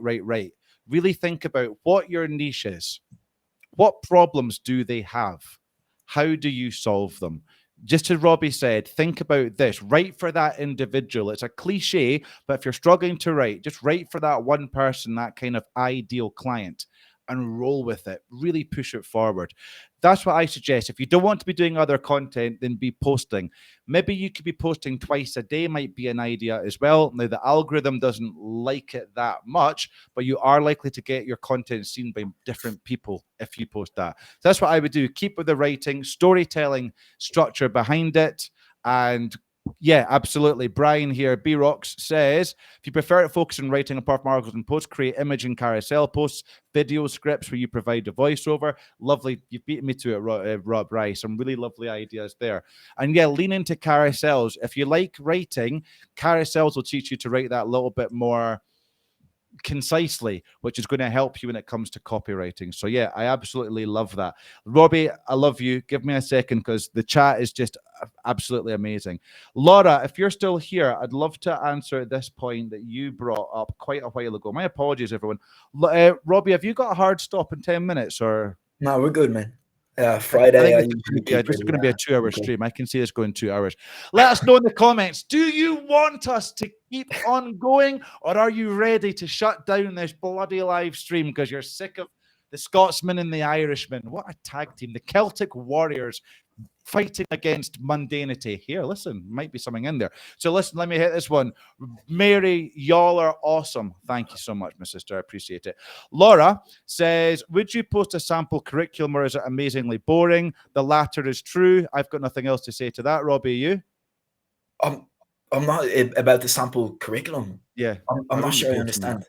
I think Laura was meaning just for kind of like creating interest and showing that expert awareness. Laura, tell me if I'm wrong, sister. I think it's that. I think Laura's keep it pumping. I'm on board. Keep going. Okay, Robbie, we're going to keep on going, LinkedIn, my brothers and sisters. Don't you worry. All sorts of fired up, and I love it. Mary, if you love this, you would love LinkedIn after live. That's on OnlyFans. We'll give you the details later. And likewise, OnlyFans, Sylvia, you think we're good on this? Wait till you see us on OnlyFans. Oh my God, what are we like? Okay, looking. So for that, so this is what I'm believing, Robbie, that Laura's saying sample curriculum just for content or perhaps in a featured like section. Tell you what, I got it. Laura, Okay, Laura, I understand. Like I show don't your know. program. Listen, Robbie, 2 secs. Laura, give us a bit more information about this. Yeah, Kathy, I tend to agree with you on this one. Laura, what do you mean? Is it the curriculum for your 10-week program? Is it a sample of it? Is it a week? Sample Yeah, of what got a it. personal program would is what I mean. Give us a bit more information, Laura. I'm going to go through the other comments. Robbie, hold your thoughts for just a second, my brother, okay? Mary says, yes, samples make her understand. I like it. Again, I wouldn't be using it in social content, though. No, Mary says, love it. No ego, because man wants to hear that from the own person. Totally agree. Mary, so kind. Thank you. Robbie, I feel like we are putting on a wee masterclass here, and it's a privilege and a pleasure to be with you here and having you join in, Robbie. I really do mean It's it. been Thank you. ages since we've done one of these. We used to do it on. It's been like a year. Maybe we should do. Maybe we should go live once a week or so. Make it a Anyway, thing. we can talk about that. I do love it. Mary, love it. I know a professor who shares a student's post and says, "This is why I teach." Yes, absolutely. Share those brilliant results. May I just say you're all staying Z, not Z. So, Americans love these little things where people with accents do. May I just say you all saying Z? Yeah, Z. It is Z, not Z for me anyway. Absolutely love it. Thank you, Mary. Nazia, power of networking, transformation. You're right. Mary, great tools to storytelling. Thank you so much. I love storytelling. Mary appreciates your success story. Love it. Yeah, let us know. Is anybody else fired up, or is it just me, Robbie, and Mary in LinkedIn After Dark? Let me know. Is anybody else feeling fired up from this? Is this getting you thinking, fuck yeah, this is actually possible? I can make a difference. I can charge higher rates by creating better content that connects with my audience. Let us know in the comments, is this getting you fired up? Sylvia, I love this. We've got some takeaways. Turning testimonials into a client success story in a form of a transforming post. Nice. Filling in the hero the prospect can relate to. Sylvie, you've got it, my sister. Much love. You're being inspirational again. Nazia says you're inspiring, inspirational. Oh, thank you, Nazia. I don't agree. You're boring as hell. Mary, thank you for that. You two are team tagging knowledge. Thank you so much. Joking aside, Robbie here is absolute. We're exhausting but motivating. Thank you, my friend. Robbie is a fountain of knowledge. Robbie and I really started off. I don't think we've got any shame in saying this, mate. Robbie and I think we really kind of started off. It was the beginning of the pandemic. It happened. And I think the one thing that you and I have both done, Robbie, we've invested to make more money. Yeah. We know that dropping, though as uncomfortable as it is, dropping 5K on a program, if that makes us at least 5K in return, that's job done, right? And it's about building on it. So it's the skills that we've built. But Robbie, I'm so happy to hear this. And everybody else, thank you so much for your kind comments. It's we know the struggles you've all been through because we were there 3-4 years ago. We get this. So look, I really appreciate this. Mary, giving us some Robbie. Do you want to come in? Sorry, Robbie. No. Like all good, and really happy people are enjoying it. Just on Laura's point about like a sample curriculum map. Yeah, like yes and no. Like there's a right way to do it. Like you don't want to do any like boring stuff. Like here's an exercise on my program. Really, all people care about at the end of the day is like the results, the benefits. But we talked about proof, right? So like I think success stories and testimonials are the best form of proof. But another form of proof could be like a visual, right? Like a map, right? What's up, man? Sorry, Robbie. You're throwing me off here, comments man. coming in are amazing, by the way. We have got the best fucking community in here. Sorry, Robbie. Continue. So just sorry. on Laura's point, like if you're gonna like one thing you could do, which I think would be really good, right? Remember, it's all about proof, credibility, getting people to imagine working with you. If you took like a screenshot and it's you and a student, or if you do group class, it's even better. It's you and 2 students on Zoom, and like the students are laughing and they're smiling, and maybe like there's like a presentation on the screen. That would be really effective, right? Yeah. Or hey, like here's why my system works, because we have 3 pillars, and you draw a little diagram, right? A little triangle with the shape, the LoRa system, the LoRa mechanism. We go X, Y, and Z, right? Stuff like that can help. It can help build that believability, that credibility. But like, if you're gonna really, share your curriculum, share your program, like, don't focus on the boring stuff. Here's an exercise, filling in the missing word. Focus on like the benefits of it, the results, or the feeling, the emotion people have when they work with you. I think that would be way, way more effective. And if you have like a visual representation of that could help too. Yeah, my feeling, Robbie, I'm going to be a bit more blunt about this one. Nobody gives a damn about your curriculum, Laura. Honestly, they don't. Nobody really cares. Okay. My feeling for this is that people want to work with you, Laura, because you're an incredible human being, because you're amazing, because you solve problems, because you are you. And I think a curriculum map, it's a little bit like in the sales call. Look, Robbie, I'd love to hear, we're kind of going a little bit above to the side here, but I think this is useful. It's not just teacher entrepreneurs, it's coaches, solopreneurs. The main thing that I feel that so many people do and do so badly and lose a sale is they end up boring the prospect. Especially curriculum, save until the sales call. But even then, it shouldn't be a week one, we're going to be doing phrasal verbs. Now, what we're going to do is this exercise, that exercise. Then after that, you're going to be able to do a phrasal verb, you piece of fucking trash. Week two, we're going to do this. People don't really care. People just care about you. Is Laura the expert? Can Laura help me achieve my goals? Is there some social proof that requires that can show me? Is this enough? What's another interesting thing as well? Nancy, are you watching, Nancy? I'm not sure if you are, but my good friend Nancy is there. She teaches, she's a LinkedIn whisperer, and she's PhD in psychology. She is sales background. She's a published author. She's amazing. And she teaches about different buying personalities. Now, for example, a number 6, I'm not going to go into this too much, but a number 6 buyer is usually a little bit more conservative, a little bit more conservatively dressed. They're rule followers. They follow rules. Number 6 teachers tend to fall into number 6 categories quite a bit. So for teachers, social proof is massively important. If I look at teachers who work with me, it's the social proof that's been that final bit that's got them to work with me. Whereas we go to a number 8 person. Now, so number 6 typically needs 6 touch points before trust is built. Number 8s require 8 touch points. Number 8s are typically your university professors and things like that. Don't give a shit about fashion. Will lecture in a holy jumper without thinking twice about it. A little bit mavericks, but DIYers. They do things themselves. Social proof doesn't really matter to them. Other people's opinions can help form it, but it's down to them. They want to know, is this a good ROI? This also goes into number 2 buyers as well. Number 2s only need 2 touch points. They're typically your CEOs. They're typically action takers. They typically want to cut corners. They typically want to get results ASAFP. You can guess what the F stands for, people. They want to get those results. Therefore, that social proof doesn't actually matter to them so much.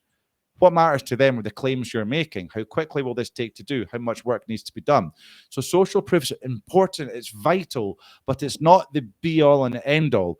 The social proof will tip some people towards working with you, but other people need to know other things. And it's about knowing this type of buyer, what kind of person they are, and there's what kind of clues they give us. Once we know that, we can begin to structure our pitches more.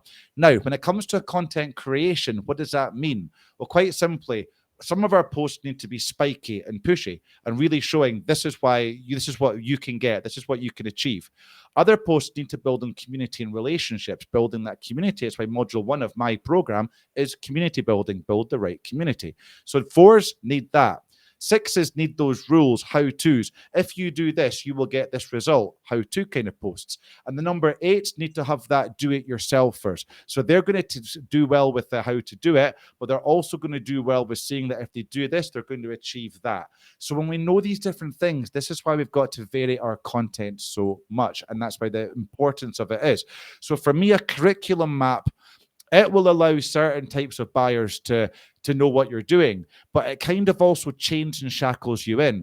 What I would also suggest is if you're offering a curriculum map, you can't claim for it to be individualized and personalized, which ultimately it is. Even if you're following a curriculum map, Laura, if in week 4 you see that pronunciation is a big problem, you're naturally going to do another week in pronunciation to stretch that out. So I think that these curriculum maps can be really constraining, and they can constrain us rather than liberate us. So for me, people are just wanting to know, Is Laura qualified to do what she's doing? Do I trust what she's saying? Does she seem to understand me and the problems I have? Can she solve that problem? If those 4 boxes are ticked, the curriculum doesn't really matter. They're selling it. They're buying you, not your curriculum. That's what I think I'm trying to say. They're buying you, not your curriculum. Very quickly, Robbie, do you have anything to add to that, or shall we quickly just go through the comments? Because, guys, you are flying comments in, and I thank you so much. It's huge. Do you have anything to add, Robbie? I think just like there's a right way to do it and there's a wrong way to do it, right? I agree with you. Social proof is important, but like you don't want to bore someone. You don't want to get them feeling really logical, right? Like you said, like people make these buying decisions based on emotions, feelings. So I think like the most effective way to use your program, use your curriculum would be a screenshot of you in this position of authority, a student who looks like they're really enjoying the lesson, they're engaged, and then people, you know, will imagine working with you, and that's a good way to build social proof. Like, so for me, for example, if I do a workshop and I'm delivering a workshop and there's like 16 teachers on the screen and it's me talking, me delivering, and, you know, people are engaged, and then like that screenshot goes on social media, like what does someone automatically think? You know, okay, like he must know what he's talking about, right? And it's a very easy way to build some credibility and social proof. So I think that would be the best way, rather than a big detailed, you know, curriculum map. And, you know, yeah, like you said, week 1 phrasal verbs, like people don't really care. They just want to know what they'll get out of it at the end. Yeah. The curriculum map, almost, especially when you're speaking about it in a sales call, this gets you to where I can get you to be. The curriculum is the vehicle for that transformation, but you are the reason they're buying. I love it, Robbie. I love the chat in here. Tierra's fired up while making notes and improving your bullying tactics. I look forward to Monday, so I do. Kathy, that's their only fan. Hold on a minute. What did Kathy say? Is it just a fire emoji? I think it was just a fire emoji. No, Kathy, that's their OnlyFans channel name. Yeah, I've missed what Kathy said. It would have been a belter, absolutely. But yeah, I love it. Yeah, I'm laughing, and note taking, etc. I love it. Kathy's opinion: this one, curriculum tends to add time constraint, objections, and overwhelm. Yeah, great point, Kathy. Great point. Good idea. Let's do a Zoom. We can do a lot. Hey, Tamara, how are you, my friend? Lovely to have you. Thanks for joining us here. I really do appreciate it. We're talking about LinkedIn content. We're talking about marketing. We're dropping, Robbie. I know we're dropping things we normally charge for. Let's be brutally honest. But look, from a perspective, we believe massively in community and we believe in problem solving, right? And I think this is one thing that a lot of people don't do in their content and live streams and so on and so forth. They don't solve problems. They say they can. Don't tell people you can solve problems. Show people you can solve problems. And I think that's what we're doing right now, Robbie. This absolutely, what we're doing right now, our marketing minds know this could be sold as a bonus for a low ticket offer. This workshop alone, this live stream alone is a bonus. You know, it's knowing that's the next stage for so many people. It's knowing what kind of things become digital assets to sell and to put into offers. But anyway, that's maybe another talk for another time. We've got some awesome in here. Awesome stuff. Hold on a minute. Laura's loving you. Here's why it works. Thanks, Robbie. She agrees. I think it's probably my point she's agreeing with. I would have thought probably not. Love it. Thank you very much. Mary, I agree. A small example, then if people get interested to get your newspaper. Yep. There's lots of laughing in here. I love to hear the laughing. It's amazing. Mary, how can you reframe the word curriculum unless you're using it for teachers? That's a nice thought. Yeah.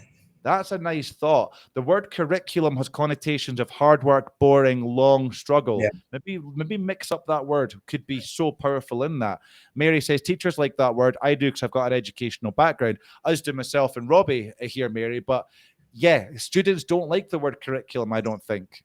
Yeah, I think one, like if you're trying to think of a name, I think one way you can do it is think of like the 3 or 4 biggest benefits of your program, right? Is it quick? Is it focused, right? List the benefits, and then that will help you think of a cool name you can use. So for me, it was like fast and focused. So I called it the Accelerator. Right? And that's like, also the name of our LinkedIn After Dark OnlyFans show. Right. So but if you start with like the biggest benefits of your thing, your program, your coaching, that would be a good way to think of some names. Well, Robbie, your fast and focused programs always left me smiling and satisfied. So look forward to it. Really do. Thank you, Robbie.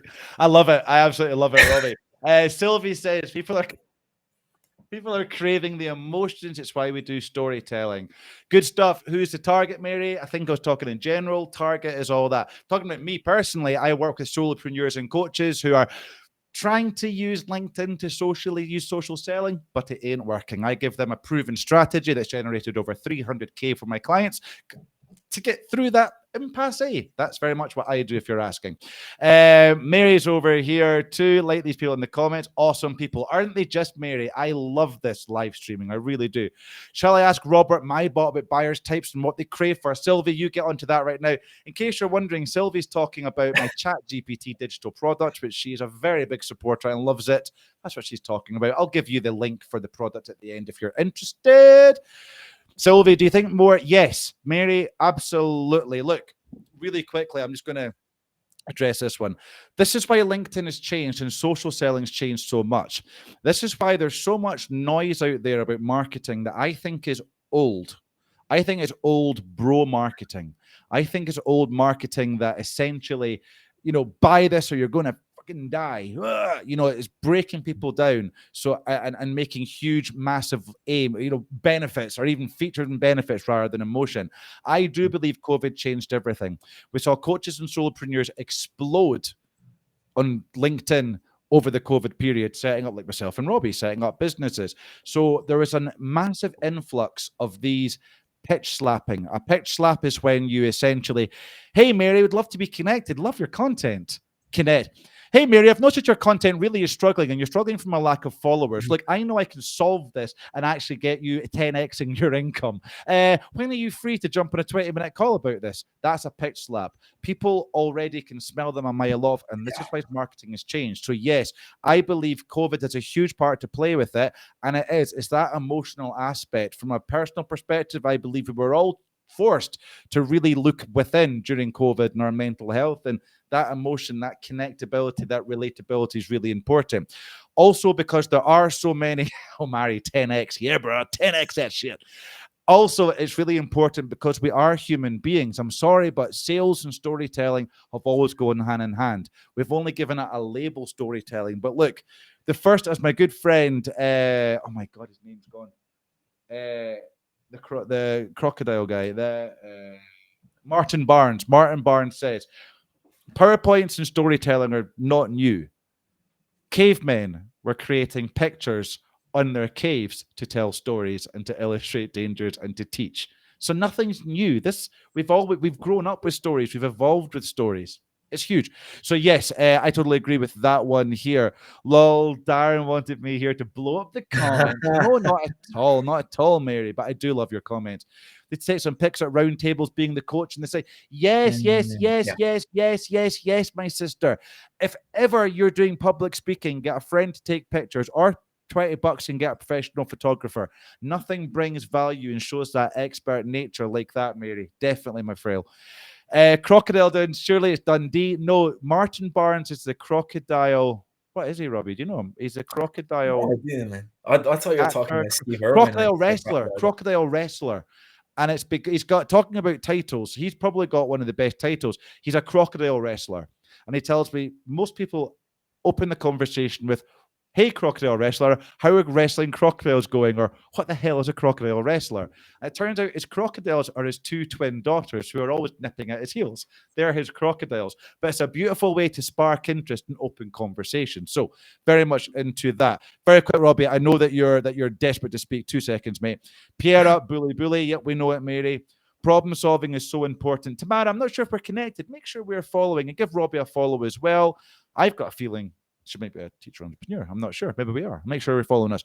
An action plan, absolutely. Also sounds like work for a teacher, being honest. Yep. It's an awesome name, Robbie. Was it Fast and Furious? Fast and Easy? Fast and... Nah, you think of the benefits of your program Fast and then and use that to right. think of a name. So then the benefit was fast, focused, and the name was accelerator. Right. Nice. This bromance has been going on for a year. This is a long-term bromance. I hate to tell you. Like, I wish we could show them some of our DMs to each other. I wish we did. No way, man. It turns out I do have a share screen capability here. So I'm going to jump into LinkedIn. No, you're right, Robbie. I'm going to jump into LinkedIn here. And let's No, share no, some of the no, no, DMs, no, shall we? no, no, no, no. Oh I man, love it, Robbie. that Action would plans, great. definitely be after dark. That would definitely be after Yeah. dark. I love it. I'm not sure that's crazy. Maybe it's me that's crazy. Could well be. I think Darren's on here today and needs access to after dark events. Everyone on here. Yeah, we will. Yes, you do. That will save the DMs for the after dark event. Robbie, I'm telling you, man. Only fans. Just an idea. We'll keep that on the back burner. It is slushy. It is slushy.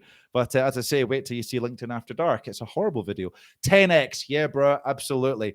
Mary here is saying, I'm like, how did storytelling just in the last 5 years come as the marketing point of being storytelling so far away? So true. Over 60, 70,000 years of human evolution. Our Neanderthal cousins told stories. We know that they had cave art. They were telling stories. Honestly, Homo sapiens have evolved through storytelling. It's as simple as that. I love it. Pierre's agreeing with our good friend Tamara there. Pitch slaps absolutely suck. I totally agree. Favorite of all things, LinkedIn After Dark, she's obviously talking about. Sylvie says AI is leading to fake storytelling. Emotions speak to humanity, hence resonate truly. Yes, I can agree with that. There's a lot of bullshit storytelling going on at the moment. It's another reason why proof is so important, right? Like, because that's going to separate you from, the fake stories out there. You tell your story and you can couple it with some proof. Totally. Mary, I want to use customer stories. Mary, let's have a chat here. Customer stories and empower their voices, then help link the bridge by consulting the business using storytelling. It'd be so epic. I know someone that does, and I now have her number, so love it. Mary, that's what I do. Have a chat. Let's have a chat. All right. That's exactly what I do. Okay. Mary, I love this. I've never been a good salesperson and sometimes struggle to demonstrate the value of a product or service to a prospective client. Mary, thank you, brother. I massively appreciate this.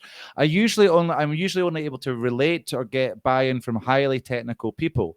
This session this morning has really given me a new perspective, understanding the pain points, delivering a resolution in a genuine way. Thank you so much, Omari Brian. I really appreciate this. Omari, focus on benefits, not features. And imagine that you were speaking to your grandmother about this. This is a common thing. The reason I suggest that you're getting buy-in from highly technical people is because you're speaking in highly technical language. Break it down for them. Don't assume this person knows. CEOs or whoever it is especially don't tend to know a lot of things about the technical aspects. Break it down. Make it easy. Why? Because in a sales call, you're making the process sound really fucking difficult, long and complicated. In a sales call, the process to transformation must be easy. That's why you come in. You're that vehicle to making it easy. Rob? Yeah. Do like when I was reading that comment, it made me think of a lot of teachers and myself included. Like what I realized was a lot of people don't like the idea of sales, but they could actually be really good at it. So there's this kind of misconception out there, right? Like think of like the Wolf of Wall Street that, we're selling snake oil and, all this stuff. Sales is dirty, used car salesman, all these things that are out there in the culture. And like, we really need to deconstruct that view of sales. And a lot of teachers are really, really good at it. But they don't know, because teachers are very good listeners and they're very good problem solvers. And they're like the two tenets of good sales. So if you can like reframe your perception of sales and like think about what it really is, it's about listening, understanding, and then communicating your solution if you truly believe you can help. And when you start viewing it like that, you might actually discover, like, hang on, actually, I already have this skill set. I'm actually quite good at this. And listen, I tell you where it gets lost every time, and it's always well-meaning. Coaches always mean well when they offer this because sales is scary. But I'm telling you, if you're using a sales script, that's why you're not winning sales. Because people can feel it a mile off. It doesn't feel like your language. It feels forced.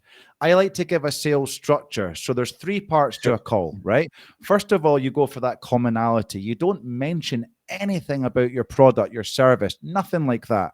All you're doing is finding out a bit about their background, removing that friction, getting them to feel comfortable. So, Robbie, I noticed that you were a ESL teacher and now you're teaching teachers. That's a really interesting journey. What made that happen? Get them talking about easy, low friction things. If you've done your job well when they're on a call, you should already know a pain point from the DMs. Here's another spoiler alert. If you're getting on a call and you don't know what this person's problem is, they're not ready for a call yet. Number 3, make it difficult to get a call with you. Make yourself premium. That's why we don't have Calendly. We set up links manually. But yes, it's absolutely key. So we go through that getting to know them background. We get into that problem solving stage because we're already aware from it because we've got a strong DM strategy. Then it's about a little bit of problem solving. But again, you're giving the who, what, where, why, when, but not the how. I love to do a 2-part close, Rob. I love to stop, especially with people who I don't know so well, stop that there. Do an audit for them the next day. Everything that you've heard, how would you give them a plan to work through it? Jump on a call with them the next day, work through what you've worked for them, and they're going to be a client because you've demonstrated that ability. So yeah, people lose sales by doing scripts, by not listening. And you're right. Teachers have all of the tools to be great salespeople. They just need the confidence and the strategy behind it. Yeah, and structure. Yeah, very quickly. Sorry, Rob. Very quickly as well, just to Brian's point. Brian's absolutely nailed it. Benefits are the star, features are the supporting actors. How many people here own an iPhone? How many of you know how the fuck it works? None of you. You don't care about, the new iPhone has a ZX processor where it comes with 128 megabytes of RAM and gigabytes of RAM, and you don't give a shit. Does it work? Yeah, it's a little bit like when people say, and you've all had this in your prospects, you've jumped on a call with somebody and they've said, I don't have the money, I can't afford it. Chances are they've got an iPhone in their pocket or a decent phone. So why does somebody spend $1,200 on a phone that does the same thing a $400 phone would do? It's about that value. It's about how it makes them feel. And that's what you should be doing in a sales call. That you are absolutely, at the end of a sales call, the money shouldn't be an objection because that value is so clear to them. And that's what it is as well. And one final thing on sales calls, don't wait for objections. Overcome them before they become one. Because the moment somebody has an objection, if you're waiting until the end for them to say it, they're not actually listening to what you're saying. They're focused on this objection. And every great benefit you give, they're thinking, yeah, but. So know those objections and overcome them naturally in the sales call so that it dispels them before they happen. Sorry, Rob, I love sales. You know I've got a background in it. Sorry, mate. Anything you'd like to add? No, all good, man. I think it's a really good point about like taking care of the objections before they come up. And like the best way to do that is by asking the right questions earlier in the call. And I've changed my view on this. I used to think, right, like I'll do that. I'll take care of the objections before they come up by asking certain questions and establishing certain information or, getting commitment. And then if they still come up, all right, I'm not going to try overcome them because they're probably not a good fit. I actually now have changed the way I think about that. I think it's still important to know how to deal with an objection when it comes up, after it comes up, because if you truly believe, this person is a good fit and you can help them, then like you kind of owe it to yourself to learn how to kind of handle an objection. And I think like a mistake some people make, it's really easy to fall into, is if someone raises an objection, it's like me versus them, we're against each other. But really what you got to do, you got to walk with them. You got to acknowledge it, walk together and see if you can, work together to overcome it. And like usually someone will say like the typical objection is I need time to think about it, or I can't afford it. And like you've got to get the real reason. So that's the first thing. So like if they need time to think about it, that might mean they're not fully sure the solution is going to work, or maybe they don't have enough money. So you got to establish what the real objection is. If they say I can't afford it, that could mean two things. It means they actually don't have the money, or they think your solution is too expensive, and they're not the same thing. If they think it's too expensive, they don't see the value. So you need to communicate the value more. If they genuinely can't afford it, well, then usually it's a cash flow thing, right? If they spend 1,000, 2,000, whatever, 10,000 on your coaching, that will create a cash flow problem. So can you alleviate that? Can you do an installment plan? And then you can get the sale over the line. So I think, yes, I agree. Take care of them before they come up, but know how to deal with them if they still come up. Of course, and you're always going to get an objection which isn't necessarily.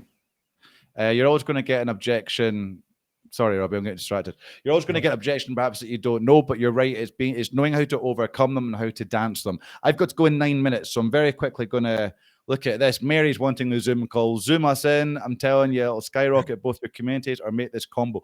Mary, if I had more time, I'd be getting you on a live stream. We might well be doing this, actually. Dude, we will do. Mary, I'm going to get you on the live stream, definitely. Sylvie, I've always hated marketing until now. Your vision, practical, and actionable ideas are changing the way I look at marketing. I don't know if it's you, me, or both, Robbie, but thank you, Sylvie. That is a huge compliment. We love marketing, honestly. And yeah, Mary's back, and that what a beautiful thing. Change of heart and marketing. Marketing is beautiful. You should be so excited to get your product out there. It's massive. It really is. Teachers are the observational problem solvers. Yes, they're the number 6s typically. Yes, absolutely. I appreciate... Piera. Appreciate the advice. Mary, you're more than welcome, my friend. I'm glad this has happened. I'm glad this helped. Mary, I'm getting these chills from my soul in a good way because I'm inspired. I'm so proud to hear that. Robbie, well done, man. That's just so beautiful to hear. That's it really, really such an incredible comment. Really, that's amazing. It really is. Hey, Zaya Dassam, you're always flying somewhere and telling us your travel plans. Good to know. Just don't share your flight number, booking number like you did last time. But great stuff. Have a safe trip, my friend. Trip tomorrow night in my heart. Okay, my friend. I hope you have a great time. I really, really do. I love the interaction here. Thank you so much for interacting with one another. I really do appreciate it. Mary said a wee mind blowing there. Absolutely. And yes, Omari, it's that perceived value. It makes all the difference. And it's difficult. It's not always there. Mary, my customers when in sales appreciated the space I gave them to talk. We talked about life, not the service. I nailed sales and made new friends every call. Endless referrals. People would call me with lists of people. Mary, that's it. A sales call, part of the objective, the first objective should be to establish a relationship. Totally agree. Laura's got to go, my brothers. Thank you, my sister. No, thank you. Good way to end the week. Beautiful. Thank you so much. Have an awesome weekend. I hope you're all enjoying this. I really do. Have a good one. True, Robbie. I agree. Sometimes they can't allow that both things are true. Sylv says, oh, Gracie. Hey, sister. How are you, Gracie? Thanks for dropping by. Lovely to have you in here, my friend. Walk with the Egyptian, define the real issue and fix it for them. Robbie says, walk. I like to dance. I see it as a dance. You're dancing with them around the objection. And likewise, when they say no that first time, you're dancing with them to find that solution. You should never be getting off a call. Well, put it this way. My mindset, you don't get off a call without some sort of transaction taking place. At the very least, if you lose a call, you must set out, right, so if they need time to think about it, you must set a date and time in stone that you're going to do. Right, so we're going to meet in 2 days' time. I'm going to come back and I'm going to have X, Y done for you, and you're going to come back and I figured out this. Set a date for that. Never get off a call with no next steps there. Absolutely love it. Gracie, lovely to see you. What do we want? Zoom. And After Dark. When do we want the first thing I'm doing is going on LinkedIn and deleting our entire conversation history. Yeah, don't delete those beautiful personal pictures you send me, Robbie. I'll miss those. You've said far too much. Mary says here, all these people listen to the comments get clear. You had 16 people. I know you guys are amazing. Thank you so much. Absolutely appreciate it. Omari's joining in. When do we want it? Now. Interesting. Tamara, Darren, I had a therapist mess up my brain. I can't control things. I am scared I can't do business the same. Tamara, drop me a little connection request if we're not connected. Let's have a chat. Let's have a chat. Because you're right. You don't want to mess up your business, but you need a strategy quite clearly. Let me know. Emirates Airlines ticket. I mean, my boy, he is traveling in class. I like it. Gracie, so lovely to see you, my sister. Oh, Gracie, I just love you so much, Gracie. I just love you. Thank you for being here. Your kindness, your warmth is just, I just love you. Pierre, my head's bursting. Need a stiff drink after this. Oh, pardon. LinkedIn After Dark. You get the idea. Thank you. It's been a right laugh. Thank you, my sister. And very informative. Learned a lot. Thank you so much. Sylvie's got to go. Thank you, my sister. So lovely having you here. Thank you so much. Still want the After Dark tickets though in Zoom Live. Right. We'll see what we can do for you, Pierre. Definitely. I love those comments. You're all awesome. Adds value. Honestly, the comments are what has driven this. Robbie, I don't know if you're aware, 2 hours we've been streaming. It's the comments which have driven this. It's not us. Totally. It's the comments. So thank you, all of you, for your comments. You are fucking amazing. I love you so much. So much. Mary also says, I agree about upfront injections too and how we solve them. Love it. I said earlier, take my money. Is that for the OnlyFans subscription? Deal. Yep, Mary, upfront objections. Much love. Gracie, lots of loves, hearts. And we've got this as well. Amazing. All right, guys, listen, I've got my own. Again, I said earlier on, we must invest in ourselves. How can we expect people to invest in us if we don't invest in ourselves? Robbie, I know you've dropped a lot on coaching. I do as well. I've got my coach who helps me with structuring and getting things right in my head and business development. So I've got that in 3 minutes. But listen, thank you so much. There's a big call for Zoom, definitely. Let's work on that. Keep an eye out on this, Mary. Let's work on that. There might be... Maybe do a wee Zoom call in my Facebook group, Robbie, I'm wondering. Sure. Possibly. Yeah, let me know. Possibly. Kathy, you're more than welcome. Thank you for the inspiration. And it was OnlyFans she was after. And what a team. Thank you so much. Have a safe trip as well, my brother. I really do appreciate you. Guys, listen, I have to go. But look, if you've been impressed with just some of the things I've been talking about, why not head on over to darrengibb.com. There, what you've got, I've just uploaded it. You have got, talking about DMs and DM strategy, I've created a chat GPT bot. All you have to do is copy and paste the prompt into chat GPT. It trains it as your ideal client. It then simulates a conversation you would have on LinkedIn in the DMs with the objection of getting people onto a call. You've got about a 30% success rate of succeeding, so you've got to be good. But don't worry, because if you don't succeed, ChatGPT then goes through the conversation and tells you what you should have done, how you should have said it, and what would have secured that call. Not only that, you get my origin story storytelling bot. Robbie and I were talking about origin stories. This bot helps you to get it set up beautifully. On top of that, we've got your client success story bot. Talking about client success stories, this ChatGPT prompt is going to help you to create that as well. You also have your... Talks about objection handling. There's an objection handling bot that will become your prospect. It throws an objection, you answer it, it critiques it, it gives you a better answer and explains why. It also has access to my hooks training to create better hooks. Robbie, it's everything we've talked about. It's available over on darrengibb.com. Head on over now. You'll also get subscribed to my mailing list, which is just a beautiful thing to be subscribed to. I'm going to be very honest. There's also my ChatGPT digital product. As I'm here, if you like what I've been talking about, and you see the value in ChatGPT, and you like some of the free links, some of the free prompts I've just talked about, well, Sylvie, quite another couple of people have spoken about my ChatGPT digital product, so it would feel stupid not to go ahead and to give you access to it. So look, if you're interested, why can't I get this up right now? Whenever I want it, I'll tell you what, it's just not really going to work. Well, yes, it is. I'm going to go in here. See, Robbie, you could talk for a minute, Robbie. Pretend I'm not doing this. Robbie, just talk. Say anything. I don't want to nothing horrible. Interrupt your plug here, man, your sales pitch. This is a masterclass. Well, listen, just because you said that, Robbie, it just so happens I'm dropping into the chat just now. There's a link to my ChatGPT LinkedIn product. Believe me, it's a game changer. There's nobody doing what I'm doing. I've spent over $600 on other AI courses, and none of them come close.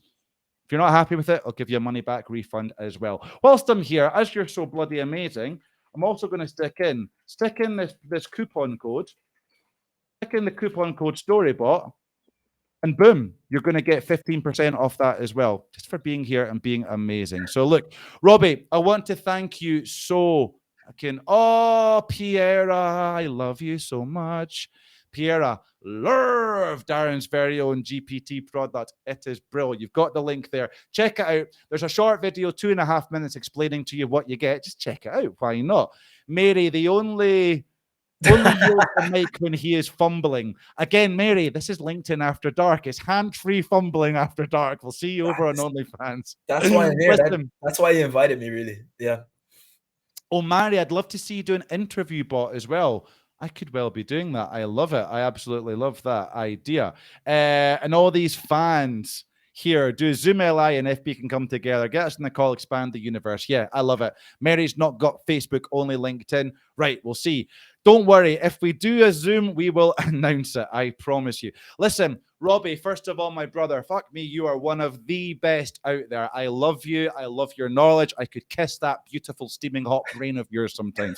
So firstly, I want to thank you for being on here, spending 2 hours with us, and honestly, just an amazing conversation. If you're not connected with Robbie, it doesn't matter actually if you're a teacher entrepreneur or not. Make sure you're connected with this man, because the content is fire.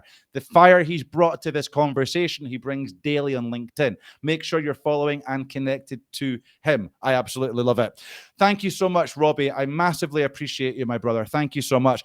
Thank you as well to the audience, guys, all of you, Mary, Piera, Gracie jumping in here as well, Sylvie, Zayed Hassam, we've had Omari, all of you, Brian, B-Rocks, all of you, thank you. Tamara, thank you so much. Mrs. Kathy, thank you so much. Laura, when you were here, all of you, thank you so much for taking the time to hang out with us this afternoon. We both massively appreciate it. I really, really do.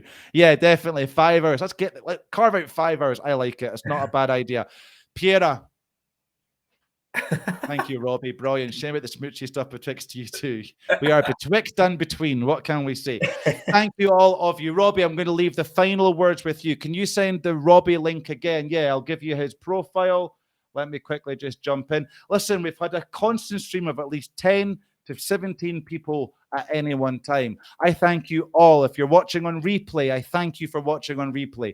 I thank you for your engagement. I thank you for your comments. And here is the wonderful Robbie Kane's profile. I'm just going to drop it into the chat just now. Robbie, final words are from you, please, my brother. Take it away. Oh man, I have to say how amazing your community is. The chat was just, yeah, popcorn stuff. So, and the vibe is so good. You know, the interaction, I thought it was amazing. So I really, really enjoyed it. I can't believe it's been 2 hours.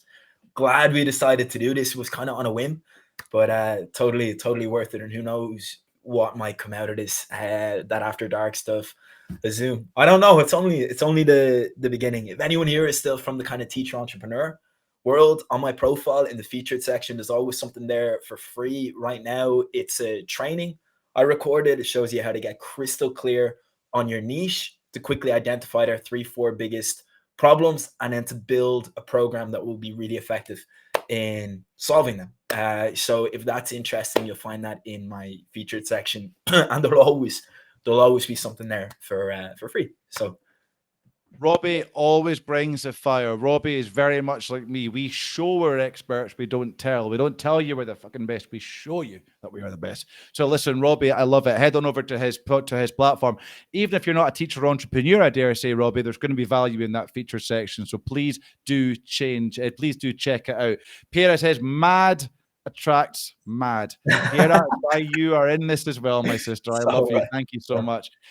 Thank you, Mary. I massively appreciate you and respect you, my sister. Thank you so much. Really do appreciate it.